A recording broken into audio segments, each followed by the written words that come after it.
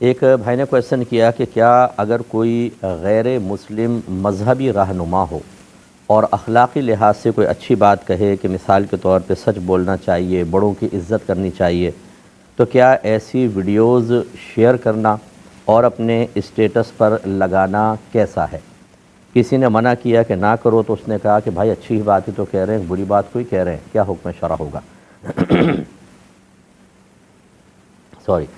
دیکھیں، بعض اوقات ایسا ہوتا ہے کہ فی نفسی ہی ایک چیز اچھی ہوتی ہے، لیکن اس اچھائی کے ساتھ کچھ برائیاں بھی ہوتی ہیں۔ جیسے ہم دوائیاں کھاتے ہیں تو کچھ اس کے سائیڈ ایفیکٹس بھی ہوتے ہیں۔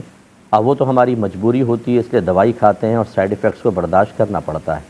تو اتنا شعور ہونا چاہیے کہ آپ اگر کسی ایک بات کو اچھا سمجھ کر اختیار کر رہے ہیں تو کیا اس کے کوئی منفی اثرات تو مرتب نہیں ہوں گے؟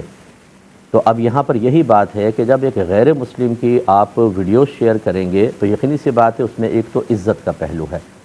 ایک طرف اگر کوئی اچھی بات کہہ رہا ہے اس وجہ سے اس کی عزت کر رہے ہیں، تو دوسری طرف وہ اللہ کو جھوٹا کہہ رہا ہے، رسول کو جھوٹا کہہ رہا ہے، قرآن کو جھوٹا کہہ رہا ہے، اسلام کو جھوٹا کہہ رہا ہے۔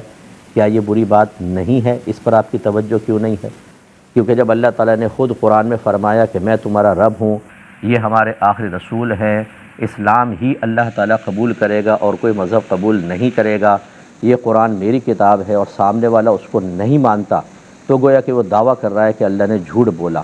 نہ اللہ خدا ہے ہمارا، نہ رسول ہمارے نبی ہیں۔ اس طرح نبی کریم صلی اللہ علیہ وسلم نے فرمایا کہ یہ رب ہے، یہ قرآن ہے، یہ اسلام ہے، میں اللہ کا نبی ہوں، مان لو۔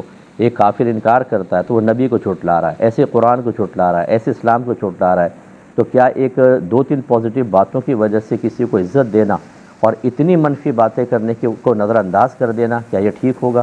دوسری بات یہ ہے کہ ہو سکتا ہے آپ ایک بیلنس قائم کر لیں کہ ٹھیک ہے، اچھی بات ہم دیکھ رہے ہیں لیکن بری بات کا ایفیکٹ میری ذات پہ نہیں پڑے گا۔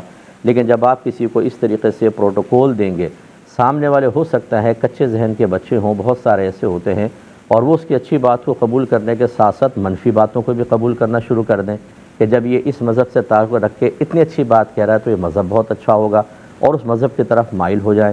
تو جتنا بھی آخر وبال ہوگا وہ سب پھر ایسے شخص کے سر پر ہوگا۔ اس لیے قطعی طور پر یہ نہ کریں۔ اگر آپ کو کرنا ہی ہے تو قرآن کی آیات اور اس کے صحیح تراجم اس کی پوسٹ بنا کر آپ اپنے اسٹیٹس پر لگائیں۔ ہمارے نبی کی لاکھوں حدیثیں ہیں، وہ کہاں چلی گئیں؟ ان کا کوئی آپ کو خیال نہیں ہے۔ علماء اسلام اتنی خوبصورت باتیں کرتے ہیں، ان کو نہ لگائیں آدمی، اور ضروری ہے کہ اس طرف جانا اگر اچھی بات بھی ہے تو امید ہے کہ آپ بات سمجھ گئے ہوں گے۔ ایسا کرنا بالکل شرعاً جائز نہیں ہے۔